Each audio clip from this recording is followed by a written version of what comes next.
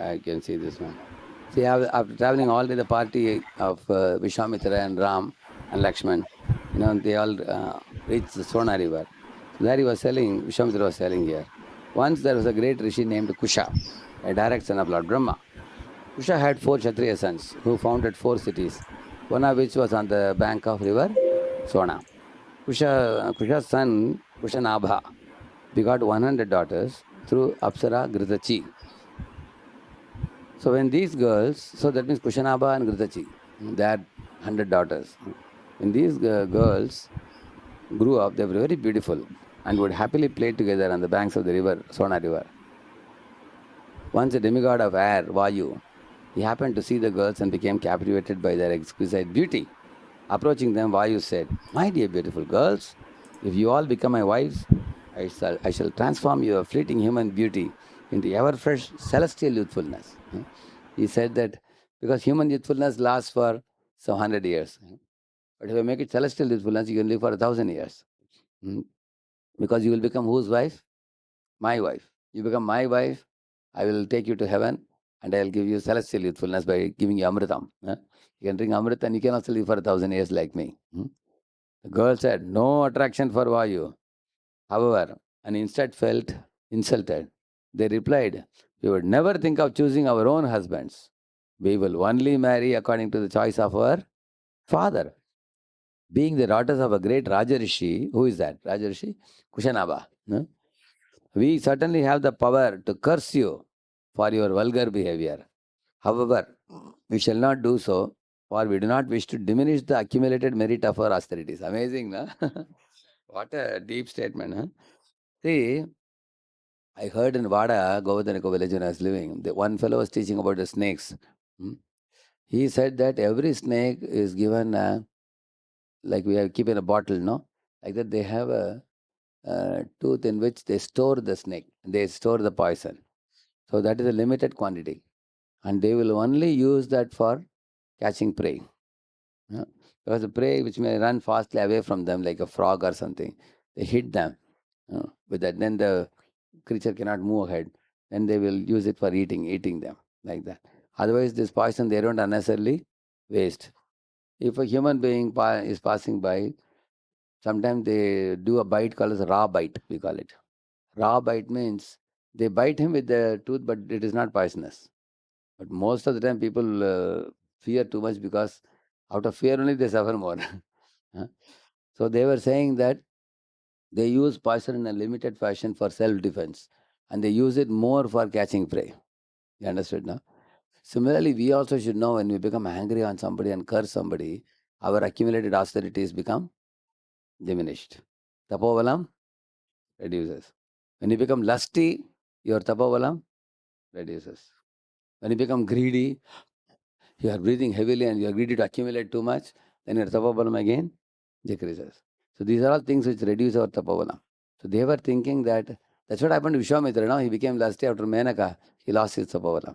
Later he became greedy to prove that I am greater than Vasishta. Then he made Trishanku Swarga. Again he lost tapobalam. Then he became angry on Ramba, who showered the Parijata flowers on him. Then he again lost tapobalam.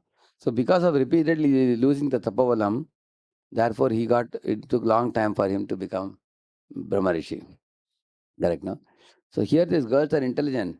They are very careful to accumulate the austerity, the merit of austerities. Like every one of you sitting here, you are attending the morning program, chanting, dancing, reading the scriptures, taking prasad, living with devotees, leading a pure life. You don't even know how much merit of your austerity you have accumulated now. Why devotees are very charming and very attractive? Because after years of accumulating the merit of austerities, what they have been performing, they look very effulgent.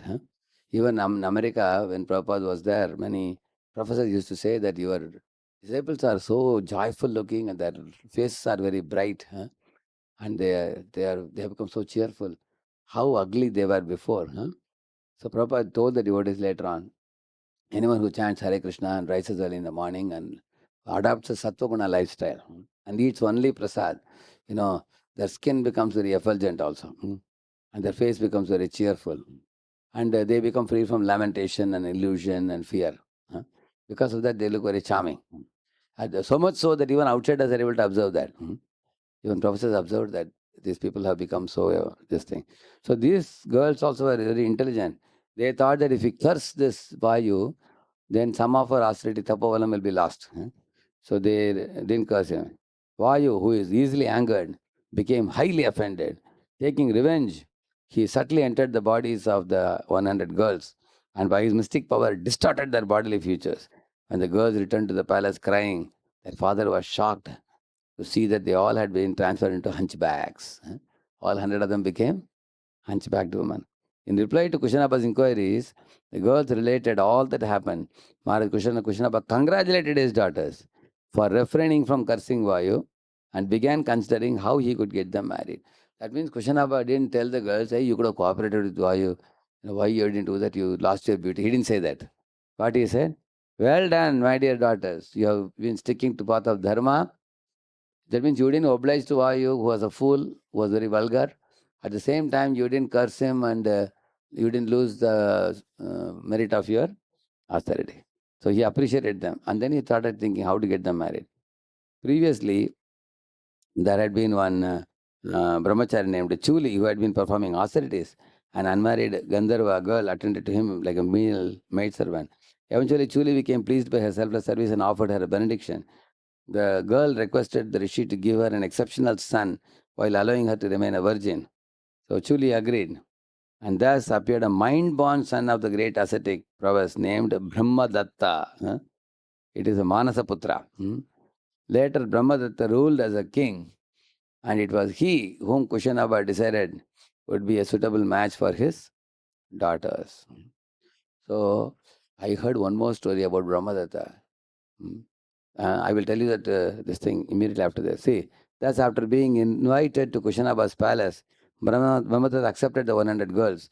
Upon touching their hands at the marriage ceremony, one after another, their bodily deformities vanished, and each girl became beautiful again. And Vishwamitra then concluded his narration by explaining Kushanaba had no son, however, so he performed sacrifice for the purpose. As a result, Gadi later on born to Kushanaba, and I am son of King Gadi, he said. So that means he had one son, Gadi, and 100 daughters, Kushanaba had. And from that Gadi, who was born? Vishwamitra was born, like the Vishwamitra said. So now, how did this Brahmadatta become so powerful? I wanted to know. That simply by touching the girl, they lost their hunchbacks. And the reason given in another place is Brahmadatta never missed his Gayatri. 3 times a day he would do Gayatri Pakka. And because of regularly doing Gayatri, he got that Brahma Tejas with which he could touch them and make their bodies. Immediately, hunchbacked woman became very beautiful woman. Like that. But why did I tell you the story? In this story, a vulgar Vayu, he came and tried to give propose to them.